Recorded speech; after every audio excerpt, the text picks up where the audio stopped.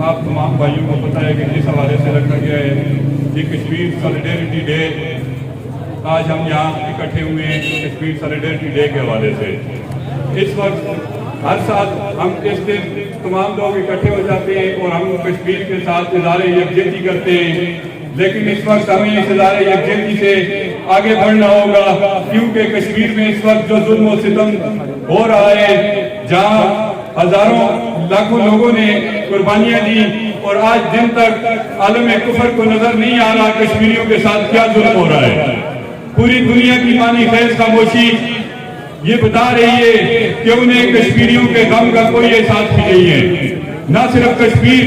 بلکہ بہت سارے اسلامی ممالک پہ اس وقت ظلم کے پہاڑ توڑے جا رہے ہیں۔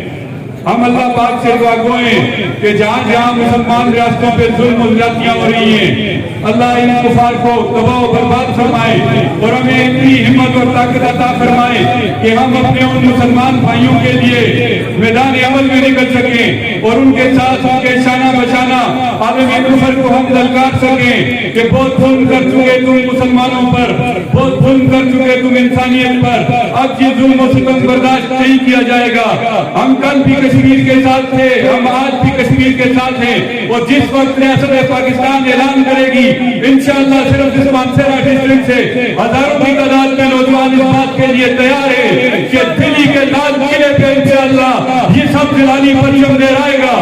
ہمارے ہاتھ بندھے ہوئے ہیں، ہمارے سینوں اور دلوں میں طرف موجود ہے۔ ہمارا جی چاہتا ہے کہ پوری دنیا میں جہاں بھی مسلمانوں پہ ظلم و جبر ہو رہا ہے، ہم چوکوں اور چراہوں میں بہت چلا چکے، ہم اپنی زندگی کا مقصد اس بات کو سمجھتے ہیں کہ آج ہماری ملک کے اعلیٰ حکمران، ہماری لا انفورسمنٹ ایجنسیز، ہم ان کے شانہ بشانہ کھڑے ہیں۔ آج پاک فوج یہ اعلان کرے کہ پاکستانی نوجوانوں کو اب میدان عمل میں آنا ہوگا، تو انشاءاللہ ہم تیار ہیں دلی کے لال قلعے پہ پاکستان کا سب سے جلالی پرچم لہرانے کے لیے۔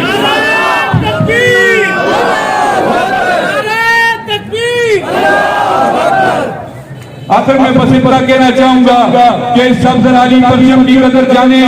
ہم ایک آزاد ریاست میں رہ رہے ہیں، تو اس ریاست کا درد ان لوگوں سے پوچھیں جو آزاد نہیں ہیں، جو غلامی کی زندگی گزارنے پہ مجبور ہیں، جو عزتیں لٹا رہے ہیں، جو